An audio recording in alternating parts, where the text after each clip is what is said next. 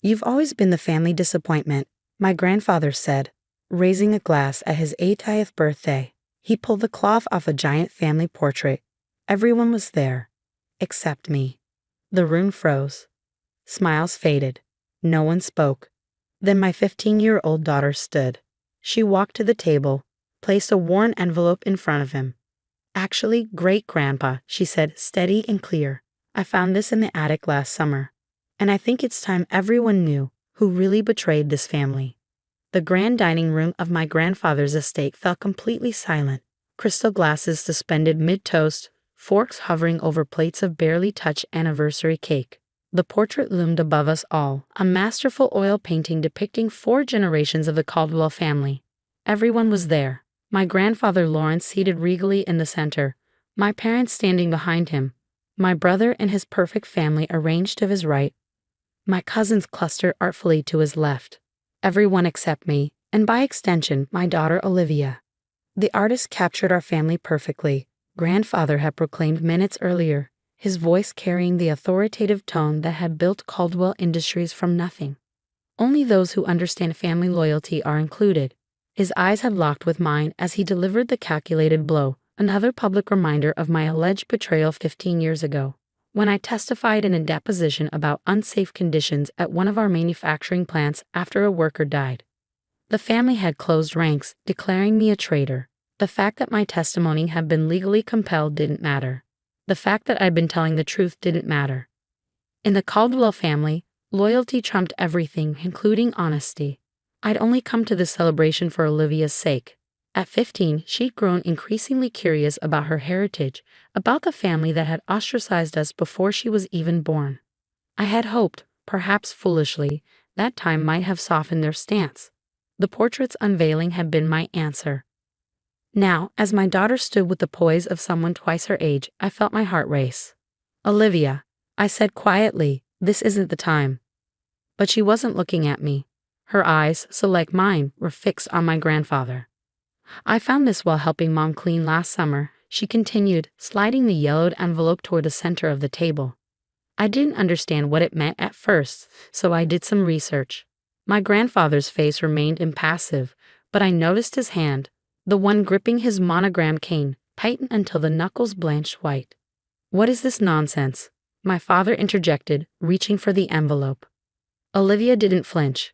"They're letters. Between great-grandpa and Martin Decker from the Department of Environmental Protection. From 1989. I froze. The name was familiar. A regulator who had suddenly dropped his investigation into our company's waste disposal practices decades ago. It had been before my time at the company. A story referenced occasionally as an example of navigating government overreach. My brother Thomas laughed nervously. "Old business correspondence? Really, this is hardly appropriate for a birthday celebration." "It's not business correspondence," Olivia said, her voice steady but gentle. "It's evidence that great-grandpa knew about the chemical dumping in Riverdale for years before anyone got sick, and that he paid Mr. Decker to bury the reports." The room seemed to inhale collectively. Riverdale was a working-class neighborhood downstream from our oldest manufacturing plant. In the early 1990s, it had experienced alarming cancer clusters. No definitive cause had ever been proven, though many suspected industrial contamination. The company had publicly denied any responsibility. "This is outrageous," my grandfather finally spoke, his voice dangerously quiet. "Where did you get these forgeries?" "They were in a box in Mom's attic, with her childhood things," Olivia explained. "In a folder labeled insurance in your handwriting." She turned to me. "I'm sorry, Mom. I should have shown you right away, but I was trying to understand it all first." I couldn't speak, couldn't move. The implications were crashing over me like waves. "You can't possibly understand what you're implying," my father said, his corporate training kicking in. "Never admit fault, always control the narrative." "I understand perfectly," Olivia replied. "Great-grandpa knew the plant was poisoning people. He paid someone to cover it up. And 15 years ago, when Mom testified about unsafe conditions at another plant, she wasn't betraying the family. She was the only one being true to it." My cousin Rachel, always the peacemaker, attempted to salvage the situation. "Perhaps we should discuss this privately after the celebration." "No," I found my voice at last. "No more private discussions. No more secrets. I looked around the table at the family that had exiled me. For 15 years, I've lived with being called a traitor. I've watched my daughter grow up without knowing her family because I chose to tell the truth when a man died unnecessarily at our Westbrook plant. I stood my chair scraping against the polished hardwood floor. I was subpoenaed. I was under oath. I told the truth about safety violations that everyone in management knew about but ignored because fixing them would have delayed the quarter's production targets. You could have found a way around it, Thomas muttered. We always do. That's exactly the problem, I said, suddenly feeling a strange calm. We always do. We always find ways around responsibility, around consequences, around the truth. I couldn't do it anymore, not with James Rodriguez's death on my conscience. He had 3 children, did you know that? His youngest was 4. The family portrait seemed to loom larger now, its calculated omission no longer a source of pain but a badge of honor. I wasn't included because I didn't belong among those who valued reputation over human lives. My grandfather slammed his cane against the floor. Enough. I will not have my legacy questioned by a child who understands nothing of what it takes to build something lasting. Legacy. Olivia's voice was softer now, genuinely curious. Is this what you want your legacy to be, great-grandpa? Because I've been studying our family history for a school project, and do you know what I found? She pulled a folded paper from her pocket. Your father, my great-great-grandfather, started this company with one principle. We build to better lives, never at their expense. It's right here, in his founding letter to the first employees. I had never seen those words before, but they hit me with the force of recognition.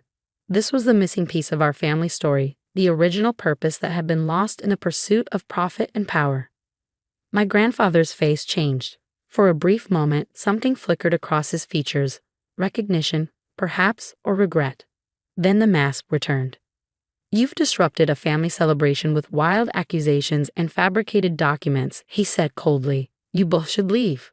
I expected anger from Olivia, the righteous indignation of youth confronted with injustice. Instead, she carefully refolded the founding letter and placed it beside the envelope of incriminating correspondence. We'll go, she said. But these stay, because everyone deserves to know the truth, especially family. She looked around the table, meeting each person's eyes without judgment or accusation. I'm proud to be a Caldwell. I just hope someday the Caldwell name can be something worth being proud of again. As we walked toward the door, my mother, who had maintained her careful silence throughout the confrontation, suddenly stood. The letters, she said quietly. Are they really from Lawrence? I turned, surprised to hear her speak. I haven't seen them yet, but knowing Olivia, she's verified the handwriting, the paper, probably even the ink. Olivia nodded. 3 independent document experts confirmed they're authentic. I used my savings from tutoring. A murmur ran through the room. My methodical, thorough daughter had approached this like the scientist she aspired to become, gathering evidence, confirming its validity, presenting it objectively. My mother nodded once decisively, then did something I had never seen in my life. She removed herself from my father's side and walked to join us. Mom, I whispered, shocked. I've kept silent too long, she said, her voice stronger than I'd heard it in years. Watched this family choose the wrong path too many times. I can't do it anymore. The room erupted then, voices raised in protest, accusations flying, the carefully maintained facade of family harmony shattered completely. Through it all, my grandfather sat stone-faced, staring at the envelope that contained proof of his most carefully guarded secret. As we 3 walked out together, grandmother, mother, daughter, I felt a strange sense of completion, as if a circle had been closed. I'm sorry, I said to Olivia once we were outside. I shouldn't have brought you here, shouldn't have exposed you to all this. She looked at me, wisdom beyond her years in her expression. I needed to see it, Mom. To understand where we come from, the good and the bad. My mother took my hand, the first affectionate gesture between us in 15 years. Your daughter is remarkable, she said. She reminds me of you. Before we taught you to be silent. We stood together in the fading evening light, 3 generations of Caldwell women who had chosen truth over comforting lies. Behind us, through the windows of the grand house, we could see the continuing commotion. My father gesticulating wildly, my brother on his phone, my cousins gathered in tight, concerned clusters. And my grandfather, still seated at the head of the table, staring at the portrait that suddenly seemed less like a family legacy and more like evidence of his greatest failure. The fallout came swiftly. By morning, the family lawyers were calling with settlement offers, non-disclosure agreements, promises of family reconciliation if we would just return the documents quietly. My mother, staying in our guest room after her historic departure, listened to my end of these conversations with a sad smile. "They still don't understand," she said when I hung up from the third such call. "This isn't about money. It never was." Olivia, eating breakfast before school, looked up from her textbook. "What do they think will happen?" "They're afraid of public scandal," I explained. "Civil lawsuits from Riverdale residents if this information gets out. Maybe even criminal charges, though the statute of limitations may have run out on some of it." "Will we go public?" she asked carefully. I considered this. The documents provided a path to vindication, a way to prove I hadn't betrayed the family but had actually been upholding the company's original values. But they would also destroy the company that employed thousands, including many good people who had nothing to do with my grandfather's decisions. "I don't know yet," I admitted. "But whatever we decide, we'll decide together. No more unilateral choices in this family." My mother nodded approvingly. "That's already an improvement over the Caldwell way." 3 days later, as the calls from family lawyers grew increasingly desperate, we received an unexpected visitor. My grandfather's car, the stately black Lincoln he'd driven for decades, pulled into our driveway. He emerged slowly, looking smaller somehow without the backdrop of his mansion. He leaned heavily on his cane as he approached our front door. I met him on the porch, unwilling to invite him into our home without knowing his purpose. Olivia stood just behind me, a quiet presence of support. "You have something that belongs to me," he said without preamble. "No," I corrected gently. "I have evidence of what you did. There's a difference." He looked past me to Olivia. "You're very thorough, young lady, a quality I would have appreciated in different circumstances." Olivia said nothing, her expression neutral but attentive. "I've come to make you an offer," he continued. "Not money. I know that won't work with you." The last part held a note of something almost like respect. "What then?" I asked. "A trade, the letters for a confession." I stared at him, certain I misheard. "A confession?" "I'll publicly acknowledge what happened at Riverdale. Set up a fund for the affected families. Admit that your testimony about Westbrook was truthful and necessary." He straightened slightly. "In return, the letters stay private. A family matter, dealt with by family." I studied his face, looking for the manipulation, the hidden agenda. "Why now? After 15 years of painting me as a traitor?" "Because," he said with unexpected candor, "I recognized something in your daughter that reminded me of my father, the company founder. A certain moral clarity I lost somewhere along the way." He shifted, uncomfortable with this level of honesty. "And because your mother walked out. In 60 years of marriage, she's never defied me." It made me consider that perhaps I've been wrong about more than I realized. It wasn't an apology, not really, but from a man like Lawrence Caldwell, it was an extraordinary concession. "I need to think about it," I said, "and discuss it with my family." He nodded once, the gesture both acknowledgement and dismissal. Ever the patriarch, even in retreat. As he turned to leave, Olivia spoke for the first time. "Great-grandpa," she called. He paused, not turning fully. "The family portrait. Will you add us to it?" A complicated emotion crossed his face. "Would you want to be included, knowing what you now know about me? About us?" Olivia considered this with the thoughtful deliberation that characterized everything she did. "I think," she said finally, "that portraits should tell the truth. The whole truth. That would mean including everyone, even the parts of our family story we're not proud of." He stood very still for a moment, absorbing her words. Then, with a barely perceptible nod, he continued to his car. Later that evening, I sat with my mother and daughter at our kitchen table, the same one where I'd helped Olivia with homework, celebrated birthdays, weathered the storms of single parenthood. It was scared and imperfect, nothing like the immaculate dining table at the Caldwell estate, but it had held our small family securely through the years of exile. "What do you think we should do?"